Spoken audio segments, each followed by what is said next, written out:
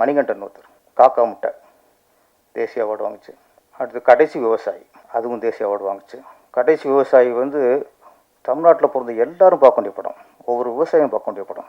சில படங்கள் வந்து சமூக அக்கறையோடு எடுக்கப்பட்ட படம், சில படத்துக்கு தான் தேசிய அவார்டு கிடைக்கும். சில லவ் ஸ்டோரி கிடைக்கும், ஃபேமிலி ஸ்டோரிக்கெலாம் கிடைக்கும். சில படங்கள் சமூக அக்கறையோடு எடுத்த படத்துக்கு கிடைக்கும். அப்படி கிடைச்சது தான் கடைசி விவசாயி. அதில் ஒரு சின்ன வருத்தம் அப்படின்னா, ஒரு நல்ல கதையை சொல்லி ஒரு நேஷனல் அவார்டு வாங்கின இயக்குனர் மணிகண்டன் அந்த மத்திய அரசு மதித்த அளவுக்கு நம்ம தமிழ்நாட்டில் அவரை வந்து கௌரவிக்கலை. யாரும் அவருக்கு வாழ்த்து சொல்ல, முதல்ல வாழ்த்து சொல்ல. அப்போ ஒரு கலைத்துறையில் தேசிய அவார்டு வாங்கின ஒரு இயக்குனருக்கு, நடிகருக்கு, கலைஞர்களுக்கு வாழ்த்து சொல்கிறது நம்ம அரசாங்கத்தோட கடமை. ஒரு விளையாட்டுத்துறையில் போய் சாதிச்சுட்டு வந்தால் நம்ம வரவழைச்சு, சிஎம்ஏ வரவழைச்சு அவங்க வாழ்த்துறாங்க. மணிகண்டனை யாரும் கண்டுக்கலை. ஆனால் இயக்குனர் சங்கம் வாழ்த்து தெரிவிச்சது. நாங்கள் அவரை வரவழைச்சு பாராட்டுறதுக்கு நாங்களோட கேட்டோம் சார். அப்போ அந்த இதில் ஒரு ஊரில் இல்லை. அப்போ திரும்ப அவருக்கு அப்புறம் திரும்ப கூப்பிட்டோம்.